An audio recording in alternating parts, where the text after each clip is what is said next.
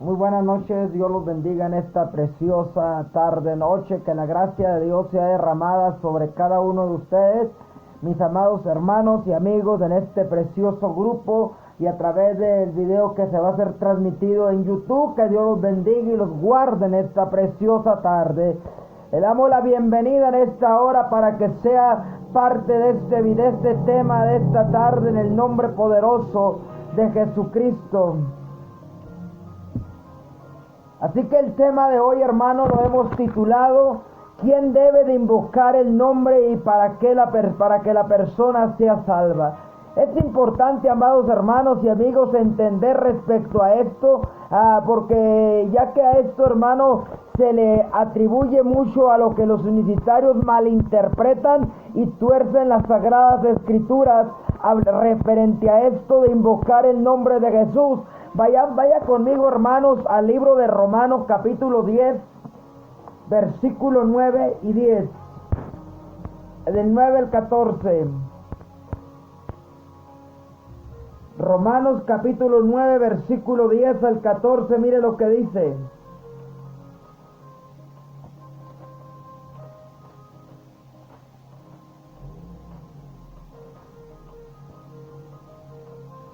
Y que si confesares con tu boca que Jesús es el Señor, y creyeres en tu corazón que Dios lo levantó entre los muertos, serás salvo. Porque con el corazón se cree para justicia, pero con la boca se confiesa para salvación.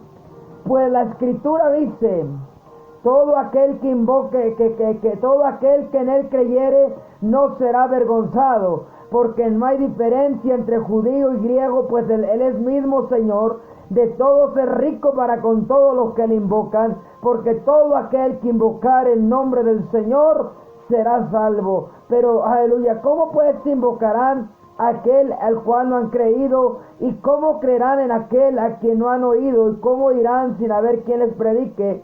¿Y cómo predicarán si no fueren enviados? Como está escrito: cuán hermosos son los pies de los que anuncian la paz, las buenas nuevas. Mas no todos obedecieron al Evangelio, pues Isaías dice: ¿quién ha creído en nuestro anuncio? Bendito sea el nombre del Señor.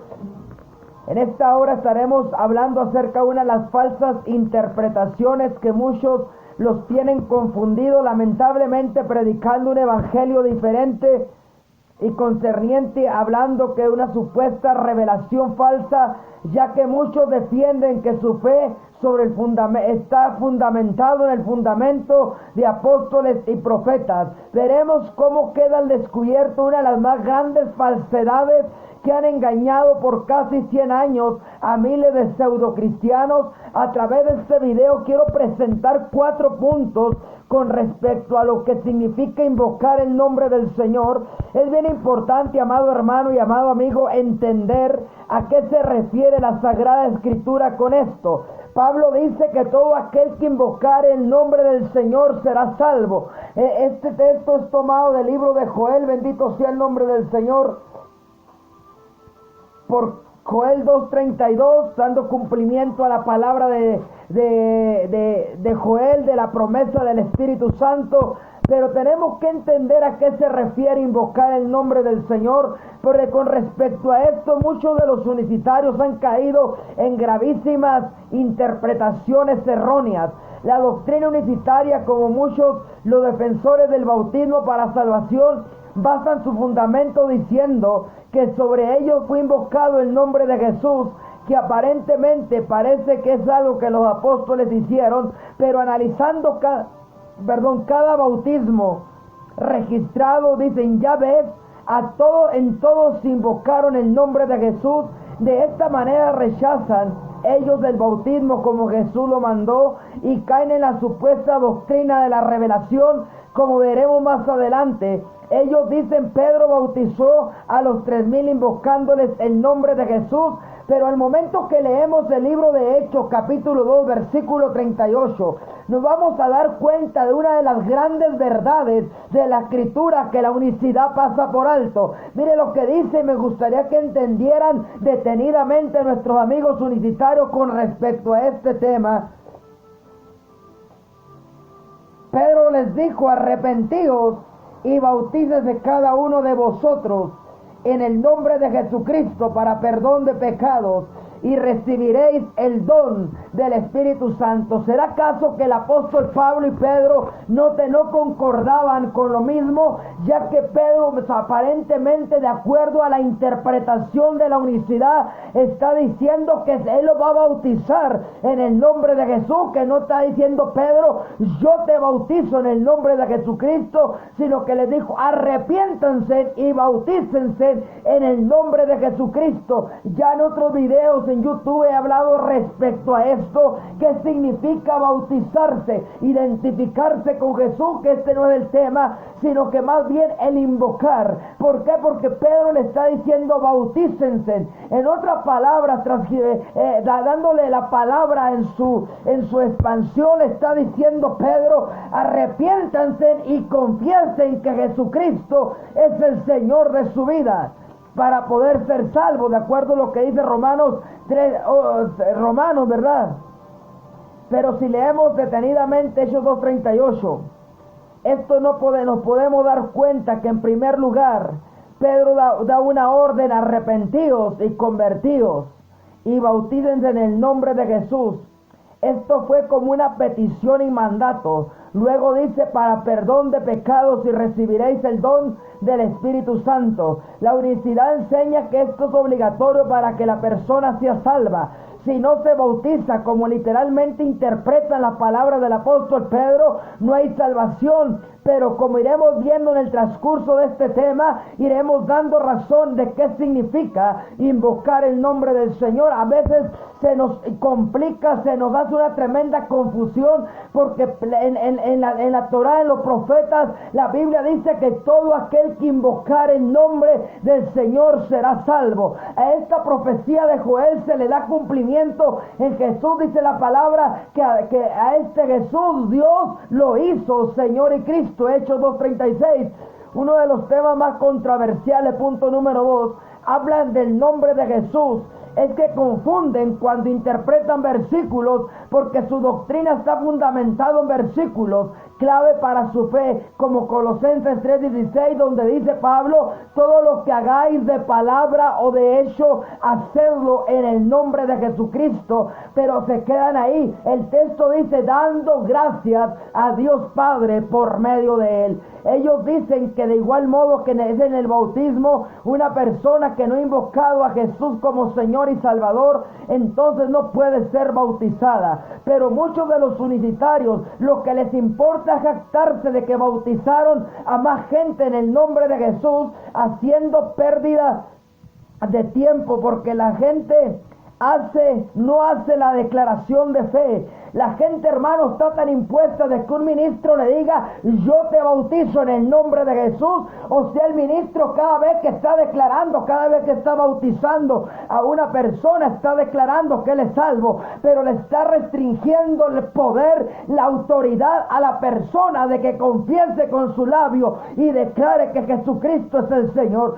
La persona dice: que yo creo que Jesús es el Señor, pero en el bautismo está invirtiendo la palabra en los hechos. ¿Por qué? Porque lamentablemente, hermano, mucha gente está dependiendo de que otro hombre o un líder venga y le invoque el nombre de Jesús, porque se han vuelto tan flojos que no han entendido que es hacer todo en el nombre de Jesús. Él mismo dijo esto en el Evangelio de Mateo: donde estén 2 o 3 reunidos en mi nombre, allí estoy en medio de ellos. La iglesia nos reunimos en el nombre de Jesús, siendo que es en el nombre de Jesús, que es sobre todo nombre, dice la palabra, para que en el nombre de Jesús se doble toda rodilla de los que están en el cielo, en la tierra y debajo de la tierra, y toda lengua confiese que Jesucristo es el Señor, para gloria del Padre. Aleluya. El cual ha sido dado al hombre para que podamos ser salvos. Es verdad, sin Jesús no hubiera salvación. Por eso nos reunimos bajo la autoridad de su nombre. Echamos fuera bajo la autoridad en el nombre de Jesús. Muchos de los universitarios dicen que por qué no se bautizan invocando el nombre de Jesús, pero este punto lo vamos a ver en el punto 4 para que analicemos. ¿Por qué? Porque la palabra es clara, la palabra no tiene contradicción, la palabra se apoya en sí misma, no más que lamentablemente muchos de nuestros amigos universitarios caen en el gravísimo error de poder querer enfrascar a Dios en un versículo y sacarlo de contexto y de esta manera hacer una doctrina errónea. Lamentablemente hasta la actualidad no han podido comprobar que un apóstol haya dicho: yo te bautizo en el nombre de Jesús. Todos le decían: bautícense en el nombre de Jesucristo. Esta es una identificación con Cristo en su muerte, sepultura y resurrección. Jesús estaba diciendo, Jesús dijo en uno de los evangelios que el bautismo que él había recibido era un bautismo, aleluya, en el cual muchos también tenían que ser bautizados, pero la hora de ellos no había llegado. Muchas veces los universitarios es que se refería al bautismo en agua, pero cuando Jesús se refiere al bautismo de que iba a ser bautizado, no se refería al bautismo de agua. Punto número 3. Sabemos que en los tiempos que vivimos, en la mayor parte del mundo hay libertad religiosa. Y hoy cualquiera puede llamarse cristiano y profesar su fe libremente. Pero ¿qué conlleva en aquel tiempo decir ser cristiano? Era motivo de persecución religiosa, cárcel, muerte, desprecio. Así cumplió la palabra de Jesús, que dijo: seréis aborrecidos por causa de mi nombre. Aquí entra el martirio supuesto de los unitarios. Dicen que los trinitarios los aborrecemos por predicar el nombre de Jesús, pero realmente nosotros no aborrecemos a los unitarios. Yo quiero hacer pública esta aclaración. Yo no aborrezco a ningún unitario. Yo lo que aborrezco es la doctrina anatema, es la doctrina herética que están predicando, que gracias a Dios me libertó para poder libertar a otros. Lamentablemente el universitario depende de que otros a la moda floja le evadan para no poder recurrir a la verdadera invocación del nombre de Jesús. Ellos se jactan que aman a Jesús, que predican a Jesús, pero a la hora de bautizar, a la hora de hacer lo que Jesús dijo, desobedecen totalmente uno de los mandatos directos. Y lamentablemente la mayoría de universitarios dicen: es que ustedes aborrecen a la iglesia de Jesucristo por predicar su nombre, pero es una gran mentira. El universitario jamás ha sido perseguido por predicar el nombre. Están igual que los testigos de Jehová. Ellos tampoco han sido perseguidos por predicar el nombre de Jesús, sino que más bien han sido perseguidos por su fanatismo, por su religiosidad, por su mentira religiosa. Esta es la verdad, que los universitarios ni los testigos de Jehová han sido perseguidos por predicar a Jesucristo, sino más bien por predicar la herejía que en contra de la palabra. Se sienten perseguidos cuando la palabra de Dios no puede perseguir. La palabra de Dios, dice segunda de Timoteo 3:16, es para instruir, corregir, edificar. Pero lamentablemente muchos de los universitarios en la actualidad han caído en el gravísimo error, como nuestros amigos testigos de Jehová, que dicen que ellos invocan a Jehová para ser salvos, cuando la Biblia dice en Lucas 24:47, y que se predicase en su nombre el arrepentimiento y perdón de los pecados, en el nombre poderoso de Jesús, en ese nombre ante el cual los demonios huyen, ante el cual el falso Jesús de la unicidad se tiene que doblegar, tiene que reconocer que el Hijo de Dios tiene autoridad sobre el falso Jesús unicitario. Satanás los hace verse como mártires, cuando lamentablemente ellos son los que martirizan. Lamentablemente nadie aborrece más a la verdad que los mismos unicitarios. Lamentablemente, hermanos, esto es lo que les han metido sus líderes como parte de la manipulación a lo largo de la historia. Podemos ver que los mártires no fueron muertos por predicar el bautismo o la deidad de Jesús, sino por predicar su doctrina, la cual él dijo que su doctrina no era doctrina suya, sino del Padre. Aleluya. Cumpliendo estas palabras, primera de Juan capítulo 3 versículo 1. Primera de Juan capítulo 3, versículo 1.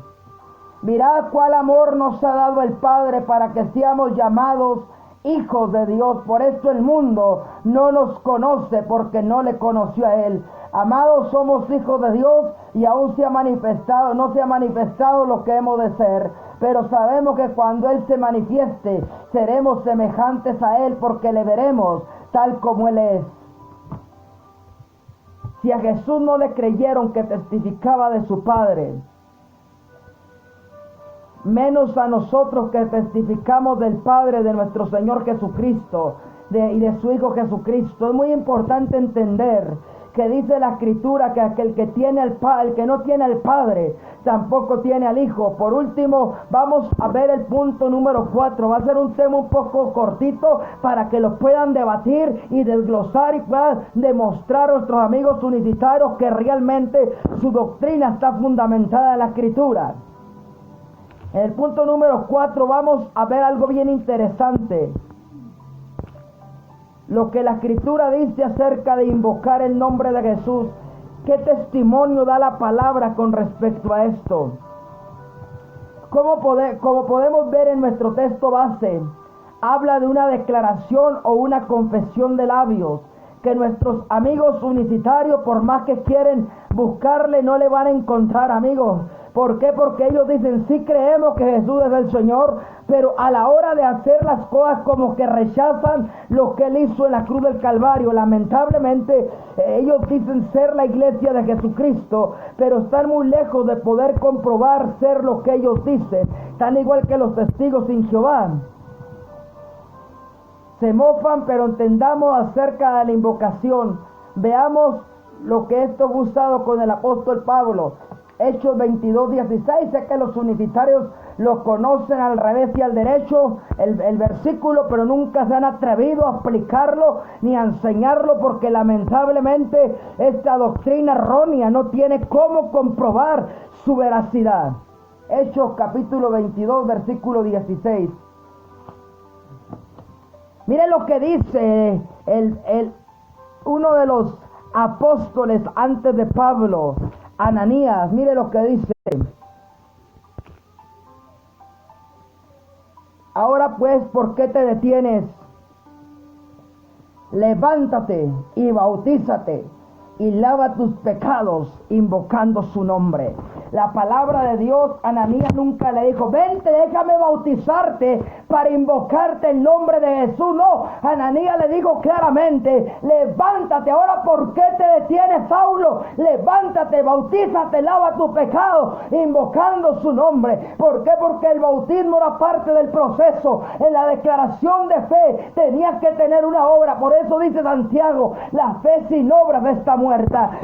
Era muy fácil decir yo creo en Jesús, pero era muy difícil que una persona que estuviera jugando su parte creyera y se confesara públicamente que Jesucristo era el Señor de ellos. Este es otro de los textos que la universidad usa para apoyar su doctrina del bautismo. Aquí se encierran una de las palabras bien poderosas. Ananías le dice a Pablo, ahora ¿por qué te detienes? Pablo no se detuvo literalmente. Pablo estaba decidido a tomar el reto de servir a Dios como se le había revelado en el camino. Por eso le dijo, ¿qué quieres que haga? Y el mismo Jesús le dijo que en Damasco se le diría lo que debía de hacer. Porque Jesús nunca le habló que se bautizara. ¿Por qué fue Ananías? Porque Ananías era el conducto. Pero primero le dijo, arrepiéntete, confiesa que Jesucristo es el Señor. Entonces Ananías tomó la iniciativa de que tenía que hacer lo que él mismo enseñó en Romanos, hacer una declaración de labios invocando el nombre de Jesús. Tenemos que entender, amado amigo y hermano, que la salvación es personal. La salvación no depende de que otro venga y me confiese sobre mi vida lo que yo tengo que hacer con mi boca. ¿Por qué? Porque dice la palabra que esta es la declaración de fe y la palabra de fe que predicamos. ¿Por qué definimos que Ananías bautizó a Pablo no bautizó a Pablo invocándole el nombre? Por supuesto que no. El que lee detenidamente el texto se puede dar cuenta que dice, levántate, lava tus pecados invocando su nombre. Fíjese qué importante es saber leer y entender lo que la Escritura dice, porque Ananías nunca le dijo: vente, hermano Saulo, vámonos al río, vámonos a la alberca, vámonos para allá para invocarte el nombre de Jesús. No, Ananías le dijo: levántate, lava tu pecado, invocando su nombre. Tenía que declarar con su boca que Jesucristo era el Señor, que Dios lo había levantado entre los muertos, porque dice Romanos 19, la misma palabra de Pablo, que si confesares con tu boca que Jesús es el Señor y creyeres en tu corazón que Dios lo levantó de entre los muertos, serás salvo. Dice Pablo, porque con el corazón se cree para justicia, mas con la boca se confiesa para salvación. Dicen los unitarios: no, es que ustedes los trinitarios levantan las manos y ya son salvos. Bueno, yo no puedo decir quién es salvo y quién no es salvo, porque el que salva se llama Jesús, no el hombre, no la denominación, no la religión. Entonces, cuando yo digo tienes que bautizarte, yo le estoy dando una falsa esperanza a la persona que se bautice y es salva. Sabemos que el bautismo es parte de la vida cristiana, pero primero tiene que haber una conversión total, tiene que haber una confesión de labios y después una declaración pública que cree en Jesús como Señor y Salvador. ¿Por qué? En el nombre del Padre, del Hijo y del Espíritu Santo, porque creemos que Jesús, Dios lo levantó de entre los muertos para que, y si esta confesión el unitario no lo hace, aunque predica su falso Jesús, lo siento mucho, su salvación está a medias. Esa doctrina de salvo, siempre salvo, como lo predican los bautistas y lo predican los unitarios, que últimamente han ido empalmando mucho. Dicen los unitarios que el bautismo lava pecados, pero no es así. Cuando invocamos el nombre de Jesús, su obra en la cruz, la sangre vertida ahí, hace efectiva la salvación del creyente. Lamentable, nuestros amigos unitarios interpretan la Escritura sin analizar detenidamente estos versículos. Sabemos que para ser salvos necesitamos creer en Cristo y ya por Él podemos llegar al cielo. Si una persona en su lecho de muerte se arrepiente y pide perdón a Dios en su misericordia, pero a veces los unitarios son tan necios, son tan tercos, que cuando alguien dice yo creo, me arrepiento, esa vida que viví fue una vida desenfrenada, y en ese momento le llega el poder del Evangelio, le llega el Evangelio de salvación. Dios es grande en misericordia, lo salva, lo perdona, porque no tenemos la autoridad para decir quién es salvo y quién no es salvo. La Escritura dice: yo tendré misericordia de quien yo quiera tener misericordia. Lamentablemente nuestros amigos unitarios se ponen en el papel de jueces, decir tú eres salvo, tú estás condenado, yo soy salvo y tú eres falso, yo soy verdad y tú eres falso. ¿Sabe por qué? Porque realmente no han entendido que el que salva se llama Jesús.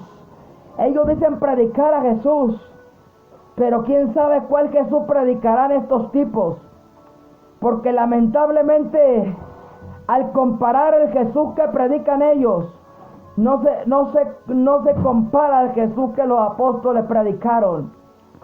La unicidad presenta a otro Dios, a un Dios ogro, que ni en el Antiguo Testamento se revela tan ogro como lo presenta la unicidad. O sea, te estás muriendo y en ese momento llega el Evangelio y tienes una convicción y te mueres arrepentido, confesando a Jesús como Señor y Salvador. Para los unitarios, si no hay bautismo, no hay salvación. Pobres los hermanos que murieron antes de 1913, que predicaron, defendieron a Jesús, defendieron su palabra, pero estos impíos, hijos del diablo, porque es lo que son, se atreven a condenar, a levantar juicio en contra de los hijos de Dios, en contra de los mártires, en contra de los hombres que realmente pagaron un precio por predicar el Evangelio de Jesucristo. Esa gente, mire, yo me tocó escuchar una vez que los unitarios decían, cuando yo fui unitario, que G. Ávila se fue al infierno. Hijos del diablo, que se vayan al infierno son ustedes, porque nadie los puso como jueces. La Biblia dice: con la misma vara que mides serás medido. Sin Jesús no hay salvación. Como conclusión, el problema no es contra ningún unicitario en personal, ya que mi lucha no es contra la persona, sino contra esta doctrina, que como pudimos ver, el invocar el nombre de Jesús no me hace ni más ni menos. Solo la diferencia se ve marcada por lo que Jesús dijo: por sus frutos los conoceréis. No es momento de pelear por discusiones tontas, que no son más que filosofías huecas. Si tú dejas de otro que invoque por ti, es tu problema, no el mío. La salvación es personal. Yo y mis hermanos trinitarios creemos fielmente en Jesús y en su obra en la cruz. Creemos, bendito sea el nombre del Señor, en el nombre poderoso de Jesús. Somos testigos de Él, solo discutiendo, aleluya, no solo discutiendo, sino con hechos palpables.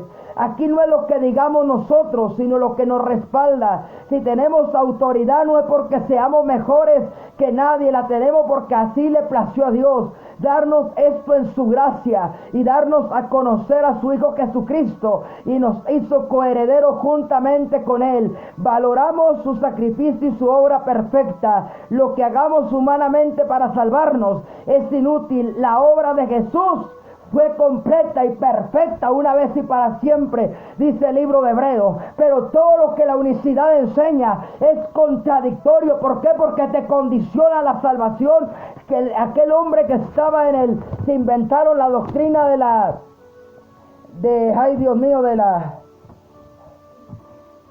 dispensación, que puede tener lógica, y no estoy ni a favor ni en contra de eso. Pero para decir que el ladrón de la cruz estaba en la dispensación de la ley, Jesús jamás le dijo al ladrón: bájate y ve y bautízate, porque si no entrarás al reino de los cielos. Jesús le dijo: de cierto te digo que desde hoy estarás conmigo en el paraíso. ¿Qué fue lo que salvó a aquel hombre? Creer inmediatamente en Jesús. Él sabía que ya estaba en su lecho de muerte. Estaban dos, estaba uno a la derecha y otro a la izquierda. El de la derecha, no me acuerdo.